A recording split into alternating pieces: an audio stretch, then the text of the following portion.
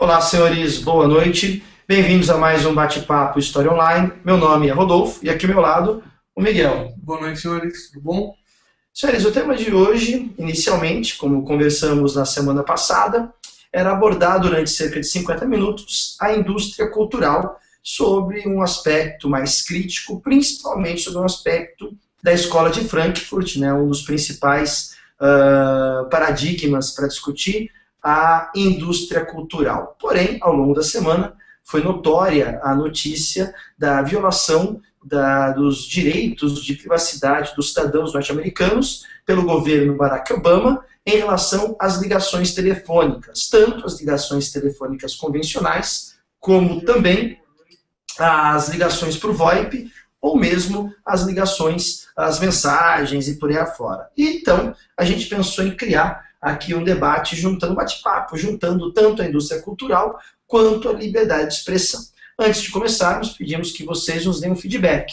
Para participar e mandar suas dúvidas, mandem suas dúvidas no próprio post da página do História Online no Facebook, que é facebook.com/HistóriaOn, no final ON, tudo junto, História On. Mandem os comentários na própria foto que está lá, com o link para assistir ao vivo. Lembrando que depois da transmissão fica guardada, né, fica gravada no próprio YouTube e você pode assistir pelo próprio site. Por favor, mandem feedback para a gente, falando se o som está bom, se a imagem está boa, está tudo ok. Hoje nós estamos com alguns pequenos problemas técnicos na nossa conexão de internet, ela não está das melhores aqui em São Paulo, mas um belíssimo serviço do meu provedor, que sempre me apronta dessas, mas fazer o quê? A gente vai tentar lutar contra essas dificuldades técnicas para exercermos o nosso direito de liberdade de expressão dentro deste que é um veículo típico da indústria cultural do século XXI, que é a internet, senhores. Pois bem, antes de eu colocar minha parte sobre a indústria cultural, esse é um assunto que é muito caro ao Miguel, né, que gosta muito da Escola de Frankfurt, e eu gostaria que o Miguel começasse falando para a gente qual seria uma possível definição, Miguel, desse fenômeno chamado indústria cultural. Pode dar uma apreciação do ponto de vista psicológico, psicanalítico da Escola de Frankfurt, que depois eu vou fazer uma leitura um pouco sociológica disso também.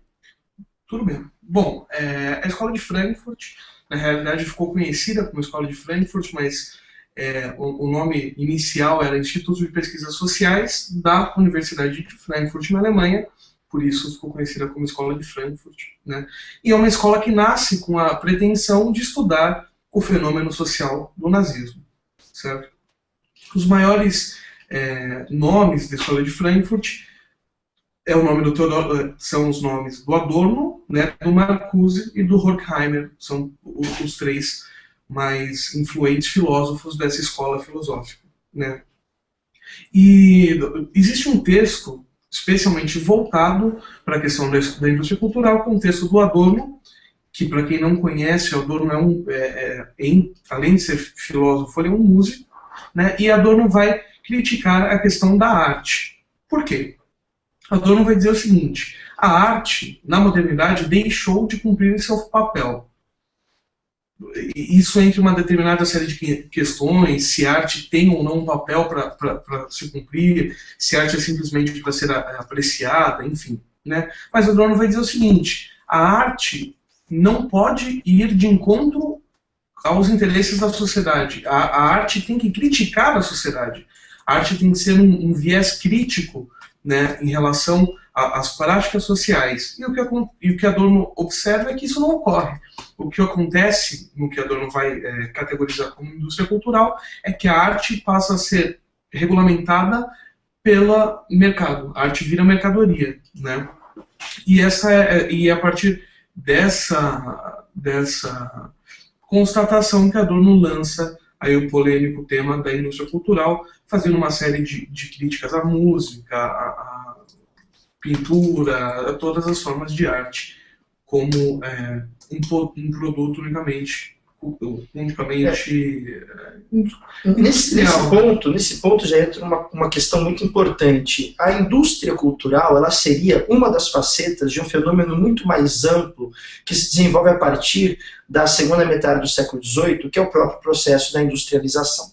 Quando ocorre a industrialização, historicamente, também economicamente, sociologicamente, e por que não também psicologicamente, já que a indústria ela exerce um impacto muito grande sobre as consciências e a percepção de mundo das pessoas, não só daquele momento do século XVIII, como também a posteriori, a indústria ela gera um processo de praticamente extermínio da atividade manufatureira, da atividade artesanal. E por artesão entendemos aquela pessoa que não está separada, que não passou pelo processo de separação entre a sua força de trabalho e os meios de produção. Portanto, essa pessoa, ela usava a sua própria força de trabalho, os seus próprios meios de produção, ferramentas, e por ferramentas aqui não entendemos apenas a enxada, a foice, o martelo, o alicate, o formão, o cinzel. Entendemos por ferramenta tudo aquilo que permite que a força humana, que a força criadora e criativa do homem possa se materializar, possa se concretizar em um produto consciente do seu trabalho. Então o artesão faz muito isso. O artesão, ele conscientemente utiliza a sua força de trabalho, os seus próprios instrumentos para produzir algo. E ele se reconhece nesse algo. O fruto do seu trabalho, o produto do seu trabalho, não está, para usar um termo muito caro à escola de Frankfurt, alienado. Ele não está separado do produtor. Isso, por exemplo, pode se encaixar na indústria cultural em relação ao escritor. É o escritor que tem a plena liberdade criativa para escrever o que ele bem entender, usando o estilo que ele achar melhor, os recursos estéticos que ele gosta, e produzir uma obra, pode ser uma poesia, pode ser um livro, pode ser qualquer coisa nesse sentido, mas que ele se enxergue naquele produto, que ele se realize, que aquilo seja uma expressão direta, sem mediações da sua vontade artística. A música, a mesma coisa. A partir do momento em que a indústria surge, essa atividade manufatureira artesanal, ela perde, em termos de competitividade, para a atividade industrial. É impossível ao artesão competir com a indústria por uma série de fatores. Talvez o mais importante seja a indústria produz em larga escala, produz de forma padronizada, de maneira a reduzir muito o custo final do produto, o que torna praticamente impossível ao artesão competir com essa indústria. Resultado desse processo, o artesão é obrigado a abrir mão dos seus meios de produção, que não tem uma capacidade econômica de competir com a indústria, e ele venderá a sua força de trabalho ao industrial. E aí, obviamente, o industrial, o dono dos meios de produção, determina o que este senhor fará, o que este homem fará. Ele não tem mais um reconhecimento no fruto do seu trabalho. Um trabalho padronizado que, ao final da cadeia produtiva, pertence ao industrial e não ao trabalhador. Portanto, ele está alienado, separado do seu produto. Ele não se reconhece nesse produto. Além disso, esse produto, como eu bem disse, passa por um processo de padronização, de forma a que algumas características estruturais do produto, algumas características formais do produto, sejam mais importantes do que o próprio conteúdo do produto. Então não importa mais se você produz um livro que é um romance, um livro que é acadêmico, um livro que é de poesias. O que importa é que se produz o livro. E o livro, sendo uma mercadoria vendável, essa forma mercadoria, ela está acima de qualquer conteúdo que possa ser veiculado. E isso também cria o fim de uma apreciação crítica do conteúdo. Você pode ter um disco, na minha época um disco, né? Hoje, nem CD, mas é hoje, né? Enfim, uma música que, desde que ela cumpra as etapas produtivas, pouco importa o conteúdo. E aí há uma perda de criticidade do conteúdo da obra. Exatamente. Não é isso? Isso é uma confusão muito comum em relação à indústria cultural, voltado, claro, para esse viés frankfurtiano. A crítica que a Adorno faz à indústria cultural não é a questão puramente comercial. Nós vivemos um capital. É claro que alguém que faz algo e que quer ser remunerado, quer ter um reconhecimento no sistema capital, no sistema capitalista, espera que isso seja remunerado, espera que isso seja pago e bem pago, enfim, né? A crítica, a principal talvez a primordial crítica do Adorno é essa. A arte não pode perder o seu valor crítico. Até porque a Escola de Frankfurt é reconhecida, ficou conhecida como teoria crítica da sociedade, né? Para a Escola de Frankfurt não há desenvolvimento se não houver crítica, se não houver tensão, se não houver esse caos positivo. E quando se fala de crítica, é exatamente o valor que leva à reflexão, à constatação, e a uma série de processos que são fundamentais para que a arte não perca, como o Miguel disse, o seu processo criativo.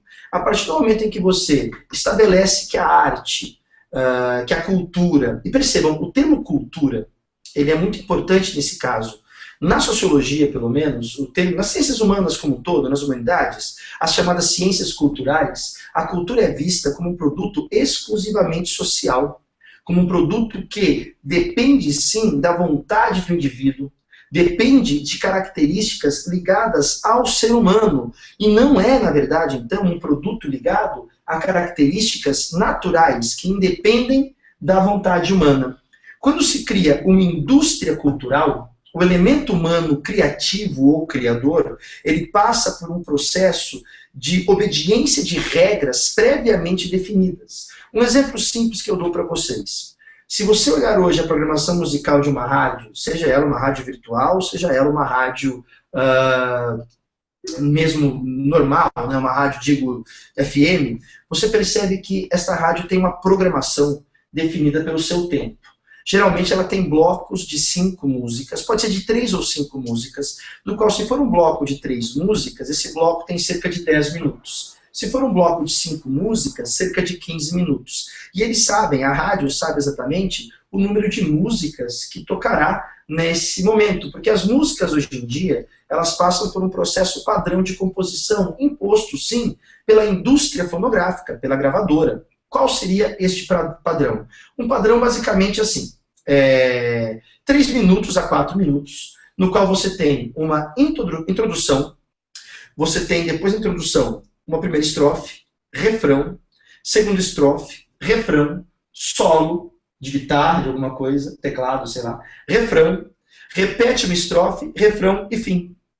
É padrão. Existem algumas bandas brasileiras, famosas aí, inclusive, muito boas em termos técnicos. São músicos bons, letristas bons, mas que formalmente a música obedece a isso. Então ela tem um padrão que hoje, se um músico quiser compor uma música, como por exemplo se compunha na época que um disco como esse aqui, ó, era vendido, tá? Olha, um LP, o Dark Side of the Moon, do Pink Floyd, que tem num lado do disco, do vinil, uma música de 7 minutos, 8 minutos, hoje seria impraticável do ponto de vista desta lógica da indústria cultural, que precisa de músicas com um tempo pré-determinado, e isso serve de limitação para a vontade criativa ou criadora do artista. A indústria cultural também pode ser vista nesse sentido no cinema. Até pouco tempo, o cinema trabalhava com filmes de 90 minutos. Quando eu falo pouco tempo, eu me coloco aí na década de 80 para 90, na década do VHS. Um filme de 90 minutos, ele era determinado nesse tempo, senhores, vocês sabem disso, pelo próprio tempo da fita, aquilo que cabia na fita. Existia uma fita padrão de VHS, a T120, de 120 minutos, mas se você colocar na fita o trailer dos outros filmes, se você colocar os avisos legais e tudo isso, sobrava entre 100 minutos a 90 minutos para o filme.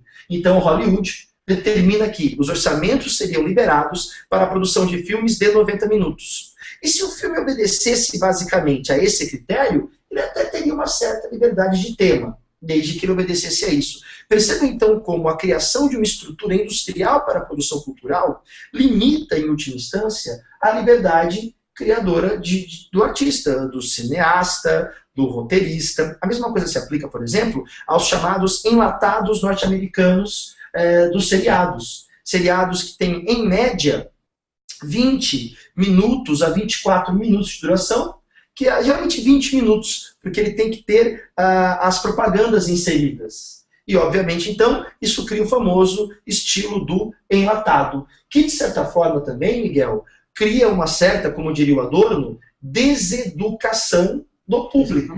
Você se deseduca em termos de Observação, você não tem mais condições de apreciar um filme de 4 horas. É até uma ousadia, muitas vezes, o que acontece aí em filmes hollywoodianos hoje, em blockbusters mesmo, como O Senhor dos Anéis, mas aí você tem um outro ponto de vista cultural. A profusão de efeitos especiais, a questão do 3D, de outros elementos técnicos, meramente técnicos, que substituem o valor da narrativa, o conteúdo da produção. Não dá para aplicar isso também numa deseducação do ouvido, Miguel? Também, não só deseducação do ouvido, né, que é a principal crítica do Adorno em relação à música, mas na deseducação esclarecedora, falando em linguagem frankfurtiana. Hoje em dia, a fluidez, né, da música, a fluidez das séries, a fluidez dos filmes impossibilita uma visão crítica a respeito do conteúdo, né? Então, vejam a diferença da leitura de uma página de livro, por exemplo, o próprio Senhor dos Anéis, né, que você às vezes passa 2, 3, 4 páginas lendo a narração de um fenômeno pequeno, né? A chegada do Bilbo Bolseiro com os fogos no condado, por exemplo, passa em coisa de 3, 4, 5 páginas no livro. No filme, 30 segundos, 20 segundos, né? Você não tem aquela possibilidade de uma visão longitudinal e crítica, né? É uma ótima forma também de acabar com a crítica, essa fluidez, talvez proposital. Até porque, a partir do momento em que você cria, então, essa estrutura de narrativa extremamente linear, né? É importante notar que a narrativa dessa cultural, ela é linear. Ela tem começo, meio e fim. Dificilmente essa narrativa ela consegue ser quebrada, seja na música, como você falou, na literatura. A literatura, por exemplo, pode criar uma leitura quantitativa sobre um fenômeno que é qualitativo. Eu vejo muito isso quando a pessoa fala assim: nossa, eu li um livro de 700 páginas. Eu digo, pois bem, um livro de 700 páginas foi lido. Mas qual a mensagem que esse livro de 700 páginas passa? Sem querer citar nenhum exemplo, em quantos tons de cinza essa mensagem foi passada, né? Na verdade, de repente, um conteúdo extremamente dirigido e que se sabe que haverá um consumo muito grande por ele, substitui qualidades narrativas. Então o cara lê um livro grande, perceba essa brincadeira, a pessoa lê um livro grande e acha que lê um grande livro. Exatamente. E não necessariamente. A indústria cultural também passa uma visão quantitativa das coisas, né, Miguel? E se perde essa visão qualitativa de uma boa leitura. Sem aqui querer padronizar o que é uma boa leitura, não é isso? Eu tomo como boa leitura aquilo que te leva à reflexão, aquilo que te leva à crítica, aquilo que te leva muitas vezes a pensar a sua própria ação como um agente social. E um romance é capaz de fazer isso, uma ficção é capaz de fazer isso, não tem que ser um livro técnico, científico para isso. A indústria cultural gera muito isso. Gera. Uma das questões que eu até discuto com alguns colegas de trabalho, de faculdade, é a própria questão do despotismo, né, da indústria cultural. Quando você pega, por exemplo, uma música como A Flor da Pele, do Chico Buarque, que ele está descrevendo um ato, uma relação a dois, né, uma relação sexual, enfim, né? Ele te dá palavras que geram possibilidades inúmeras de interpretação, né? Quando você pega uma música hoje em dia padronizada, que te diz exatamente, uma música praticamente descritiva: sábado eu estava em tal lugar, fazendo tal coisa, e aconteceu, e houve tal consequência, e pronto, né? É praticamente um despotismo, você não tem a possibilidade de expandir a sua visão sobre a arte, né? A arte, hoje em dia, nem sei se é arte, né? A rigor, isso não é arte, né? Do ponto de vista da escola de Frankfurt, né? Mas isso é totalmente despótico, você não tem a possibilidade de imaginar, de dar a sua leitura sobre a arte. A arte hoje em dia é descrita, né? Praticamente a arte do beabá, é como ensinar uma criança a ler, né? O artista, nem o artista, a própria gravadora te diz o que aconteceu e ponto final. E nesse sentido, entra um outro ponto que eu só queria comentar que algumas pessoas estão comentando aqui sobre o vídeo está travando e tal, mas aí, senhores, aqui a nossa conexão está ok. Aí o problema é do provedor, que hoje, infelizmente, o sinal de internet aqui está horrível, né? E aí é aquela velha história, a gente paga por um serviço que nem sempre é adequado, né? Mas a gente está tentando aqui fazer o que a gente pode, tá? Mas vamos lá, um outro ponto que entra nesse sentido é até que ponto nós, como consumidores de uma arte, é estranho até falar isso, né? Como consumidores de uma arte, a arte acaba virando um produto mesmo. Então, até que ponto nós temos uma liberdade de escolha de fato? Será que estar parado diante de uma estante de livros... Porque a impressão que nós temos é que hoje existe uma maior liberdade de escolha. Você vai numa Mac Store, numa grande loja de livros, não só de livros, né, de mídias, livros, CDs, enfim, tudo isso, DVDs, Blu-ray, sei lá, essas várias mídias, né? E é engraçado, né? Até isso a indústria cultural consegue fazer com que nós tenhamos um comportamento de consumidores. Você tem mídias preferidas, né? Eu posso comprar, então, o Dark Side do Pink Floyd no vinil, eu posso comprar o Dark Side em Blu-ray, em DVD, em CD, e parece que eu estou comprando produtos diferentes, quando na verdade eu estou comprando o mesmo produto, só que esse produto está com uma roupagem diferente, ele está com uma forma diferente, mas o conteúdo é o mesmo. Mas enfim, será que nós temos mesmo uma liberdade de escolha diante de tantos livros? Será que a profusão de temas, como existe hoje, então, você vai numa sessão de história, de sociologia, e você encontra 130, 140, 200 títulos. Será que isso, Miguel, é de fato uma mudança qualitativa? Ou, mais uma vez, a quantidade de títulos expostos pela indústria cultural, ela mata essa liberdade de escolha? Será que nós temos, então, essa liberdade? Eu, particularmente, como praticamente um adepto da teoria de Frankfurt, acredito que não. Acredito que a mudança é muito mais quantitativa do que qualitativa, né?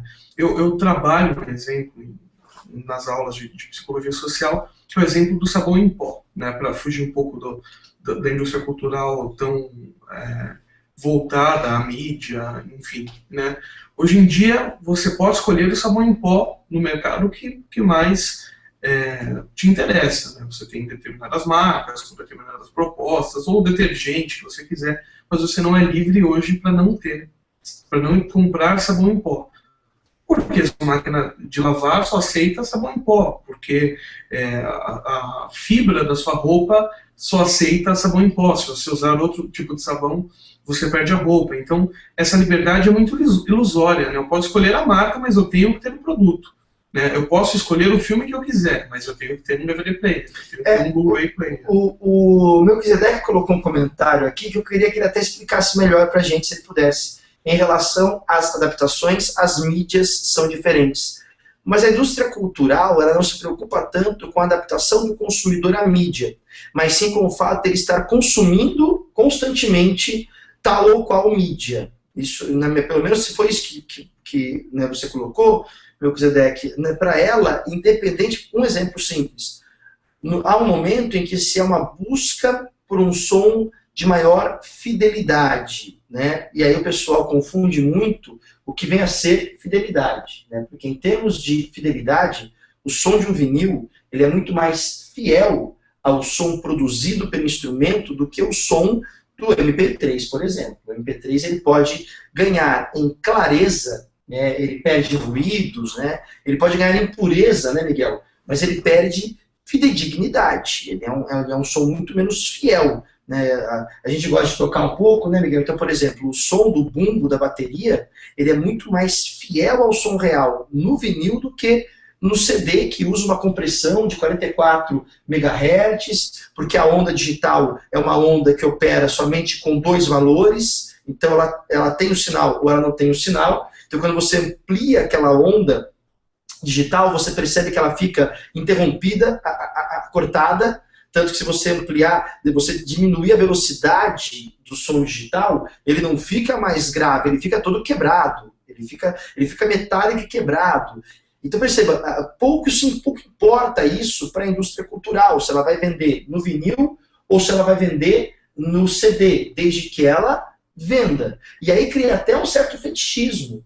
Comprar o vinil é para aqueles que apreciam de fato a música e por aí afora, mas de novo, enquanto o ato do consumo for perpetrado na sociedade, a indústria cultural realiza o seu objetivo, que é a reprodução do capital através da venda de um produto.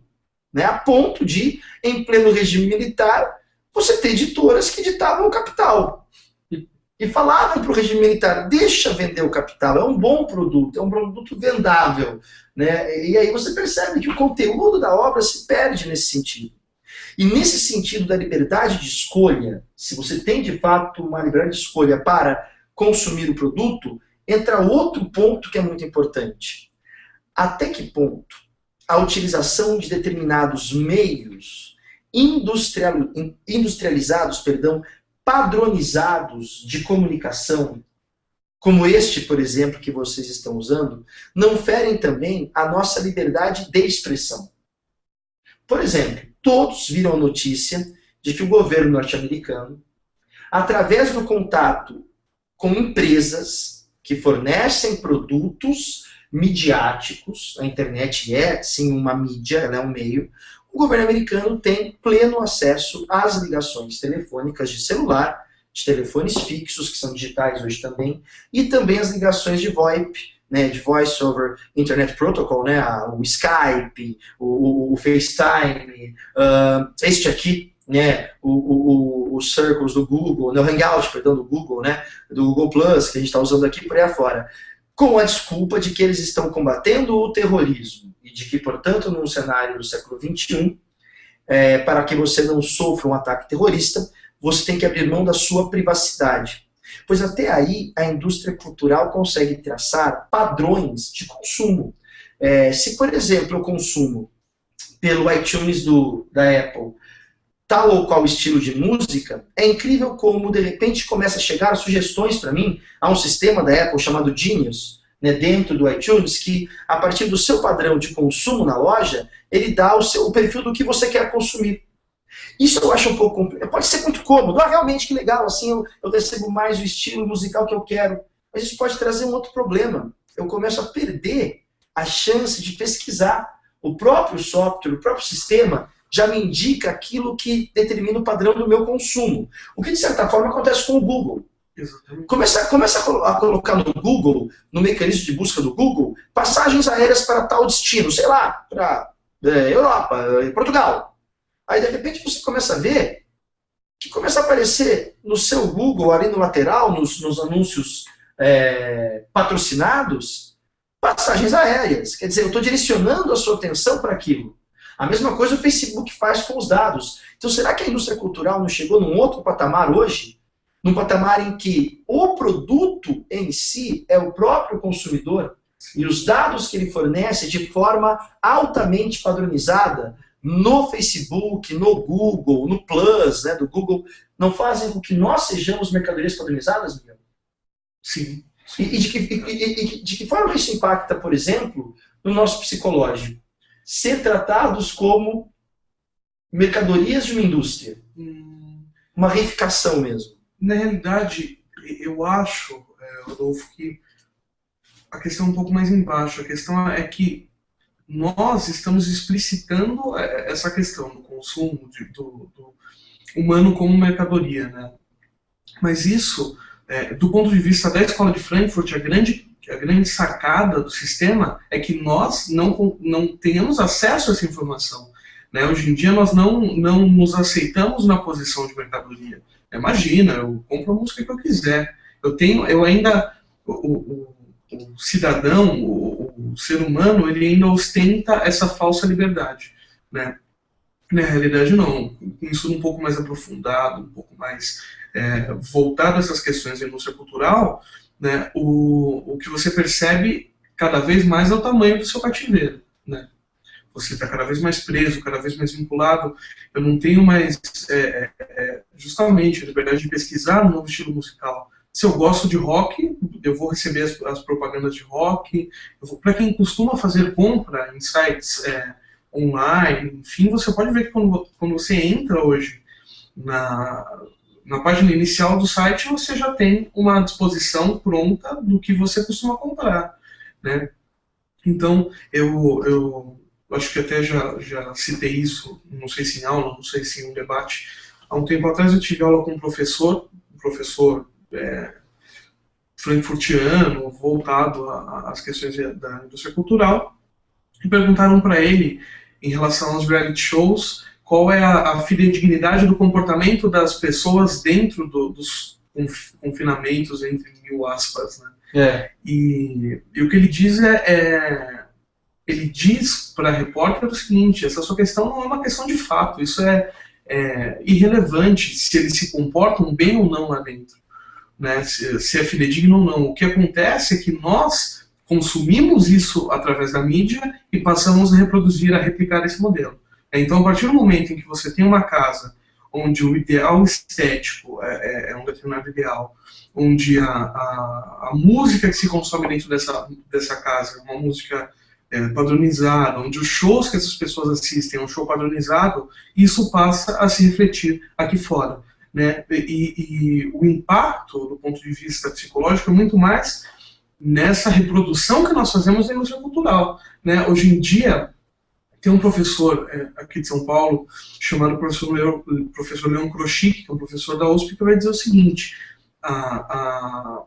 essa ideologia, né, da tecnologia, da indústria cultural, ela é formada na infraestrutura, ou seja, ela é, do ponto de vista psíquico, nós somos formados como tendo a indústria cultural como um determinante da minha subjetividade. Quando eu critico, quando eu viro para você e falo: escuta, essa música que você está ouvindo não é boa, é uma música ruim, é uma música de massa, é uma música feita para que as pessoas não pensem sobre música, né? Quando eu digo isso, a pessoa se sente ofendida, né? Porque ela acha que ela tem a liberdade de escolher, é muito comum para nós que tocamos, às vezes, mostrar um estilo musical para uma pessoa, um estilo diferente, um estilo cheio de dissonâncias, por exemplo, a própria MPB, a bossa nova, né?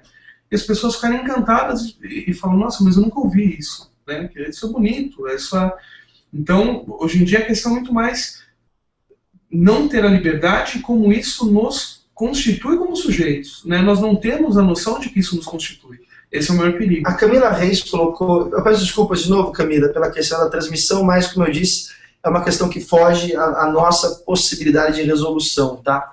Ela coloca o seguinte: sobre a escolha, a grande verdade é que escolhemos entre iguais. Essa frase pode ser interpretada de várias formas, né? Tanto positivas quanto não tão positivas, Camila. Se você quiser dar uma completada, né, a gente agradecer aqui, até porque a gente está entrando na reta final já do nosso bate-papo. Estamos às 8, a gente para a transmissão aqui. Bom, mas fazendo um apanhado geral, então, sobre essas ideias que nós gostaríamos de lançar para vocês, né? O primeiro ponto importante: parece que é nítido a constatação de que existe uma falsa sensação de liberdade criativa hoje na questão cultural. Existem certos padrões de consumo, e desde que o consumo seja realizado, o conteúdo da obra em si cai, para um segundo plano. Concorda? Concordo. Podemos bater nessa tecla? Sim. E isso nos coloca, na verdade, muitas vezes, não como apreciadores conscientes de uma obra de arte, mas muitas vezes nos relacionamos com ela exatamente na medida em que ela nos satisfaz enquanto consumidores de um produto. Isso muda a relação com a obra de arte, né? Por exemplo, vamos pensar no termo da educação. A educação também é um produto cultural. E a educação no Brasil, pelo menos, ela passa por um processo muito intenso de padronização, não no sentido de criação de uma base padrão para que as pessoas passem por um processo de socialização capaz de, dentro dessa educação, desenvolver suas potencialidades que são distintas, desenvolver suas várias potencialidades. Não. A educação no Brasil hoje, ela é muito dominada pelo viés do vestibular. E aqui, qual é a crítica que se faz ao viés do vestibular? O vestibular se torna um exame extremamente quantitativo. Dificilmente ele tem a condição de analisar a qualidade de um raciocínio, a estrutura de um raciocínio em termos de resolução de problemas reais, de encaminhamento de soluções diante de um problema não esperado. O vestibular é exatamente o contrário disso. Você passa durante praticamente a sua vida inteira aprendendo a resolver um tipo específico de problema, dentro de um tipo específico de estrutura, que não passa por nenhum grande momento de criatividade. E aquele que passa no vestibular é aquele que melhor se preparou para resolver esse tipo de problema. É curioso como o ensino no Brasil hoje em dia é uma grande fábrica de mediocridades, né? Porque a visão que nós temos é exatamente essa. Você não pode ser o aluno excepcional em humanas ou em exatas. Você tem que ser bom em tudo, né? Senão você não passa no vestibular. Vamos definir o que é ser bom em tudo. Ser bom em tudo é ter, obviamente, uma média mesmo. Isso que você falou é muito importante. Você tem que ter uma média de aproveitamento em tudo aquilo. Exatamente. Eu vou dar um exemplo muito simples de como essa quantificação pode ser muito ruim, né? A partir do momento em que você fala o seguinte: para passar em tal curso, você tem que ter uma nota que é composta por 40% de biológicas, 30% de exatas, 10%... Cuidado. A partir do momento em que a pessoa está prestando vestibular e que se pressupõe que ela vai para o campo da ciência, sim, porque se você presta um curso de engenharia, se você presta um curso de ciência pura, a física, a química, a matemática, se você presta um curso de ciências médicas, você está virando um cientista. E um cientista, ele tem que ter condições de desenvolver o pensamento científico de uma forma ampla. Hoje saiu uma reportagem muito interessante, uma entrevista muito interessante de uma pesquisadora brasileira, que ela é extremamente, e ela está muito bem cotada aí fora, inclusive, porque existe aquela mania, né, de achar que bom pesquisador é aquele que só tem renome internacional, porque publicou tantos e quantos artigos, e o artigo, hoje em dia, o artigo científico é um produto típico de uma indústria cultural também.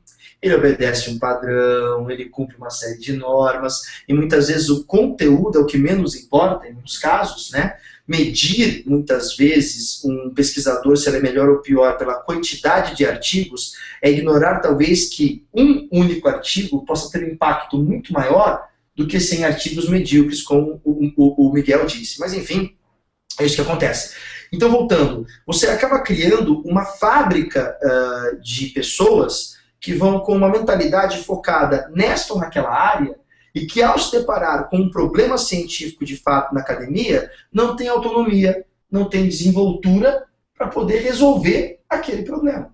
Inclusive porque a ciência é formada por diversas áreas do conhecimento. É muito comum que você pegue, por exemplo, críticas de um físico a um artigo de ciências sociais e vice-versa, né? Em questão de metodologia, em questão de aplicação. Claro, estamos debatendo ciência. A ciência não é feita em panelinhas, a ciência é feita em conhecimento científico. Mas aí a aplicação da indústria cultural no meio acadêmico, ela acaba gerando o corporativismo negativo. Porque uma coisa que é interessante, fora do Brasil é muito comum que o estudante universitário, tanto de pós como até de graduação, ele conheça outros ambientes de estudo. É extremamente desaconselhável que a pessoa faça a graduação numa universidade, o mestrado na mesma instituição e o doutorado na mesma instituição. O ideal é que ela tenha contato com várias instituições diferentes para criar a pluralidade de pensamento que rompe com a padronização que é tão cara ao processo de indústria cultural. Exatamente. No Brasil acontece exatamente o oposto disso.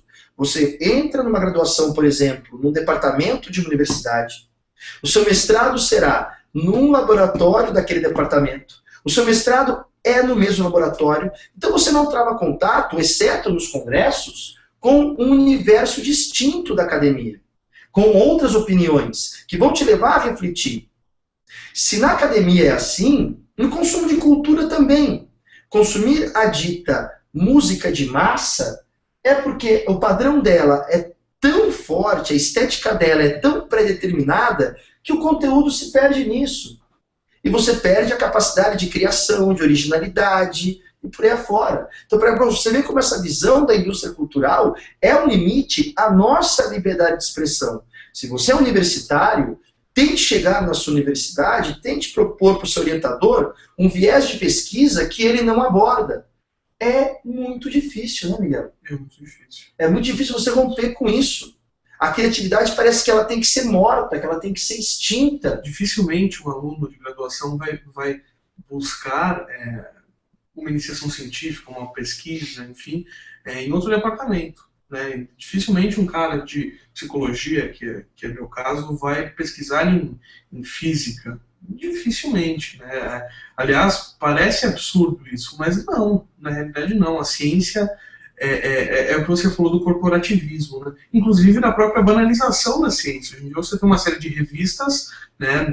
Não vou citar o nome, mas algumas delas são bem interessantes, super interessantes, inclusive, que abordam de uma forma totalmente enviesada, uma forma... Porque o objetivo seria fazer a divulgação científica. Mas a hora que você vê, a única coisa que não está sendo divulgada ali é ciência.